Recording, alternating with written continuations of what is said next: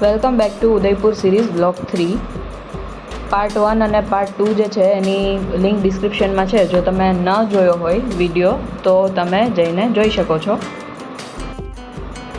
Udaipur city of lakhs જે ભારતનું એક એવું શહેર છે કે જે સુંદર તળાવો માટે ઓળખાય છે. આ સુંદર તળાવોના લીધે અહીંયાના રાજાઓએ એવી અદ્ભુત રચના તૈયાર કરાવી છે જે અહીં આજે પણ અહીંયા જોવા મળે છે, જેનું નામ છે સહેલીઓ કી બારી. આ સહેલીઓ કી બારીનો એન્ટ્રી ગેટ છે. ગેટની સામે જ પેઇડ પાર્કિંગ અવેલેબલ છે અને સાઈડમાં ટિકિટ વિન્ડો છે. ટિકિટ ઇન્ડિયન સિટીઝન માટે 30 રૂપિયા છે.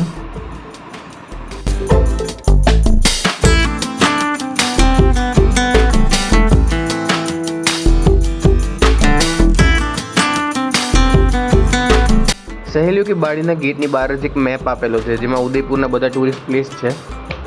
એમાં અત્યારે આપણે સહેલીઓ કી બારીમાં છે. કાલે આપણે સુખડિયા સર્કલ બી જઈ આવ્યા હતા.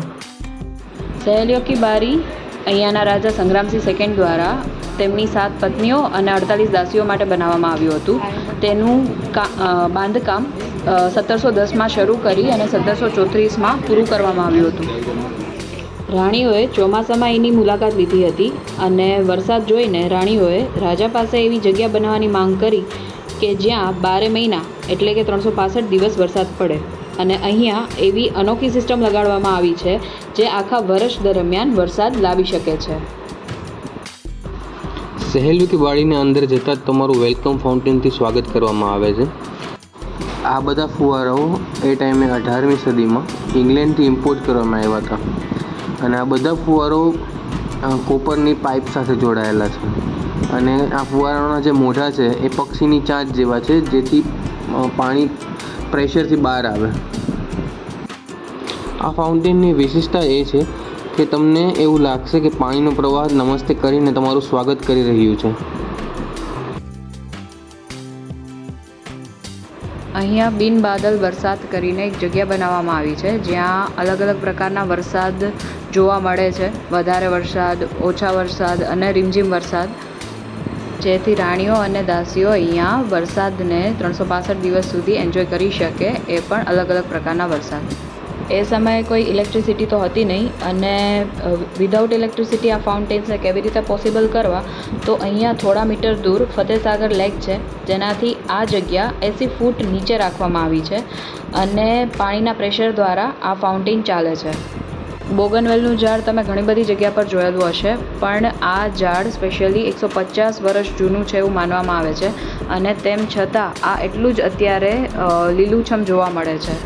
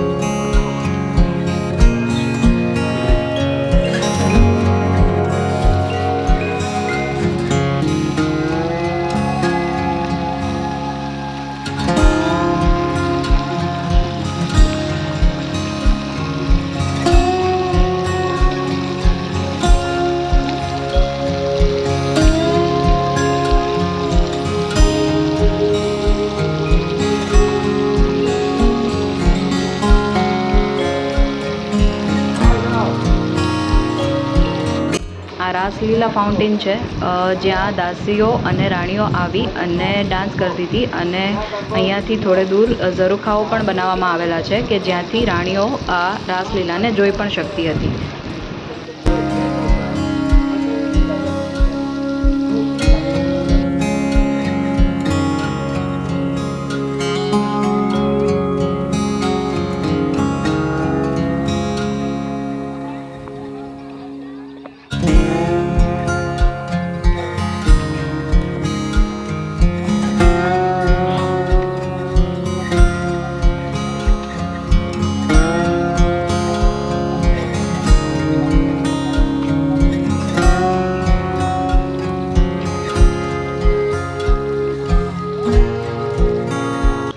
અહીંયાનું સૌથી સુંદર ફાઉન્ટેન કમલ તલાઈ છે.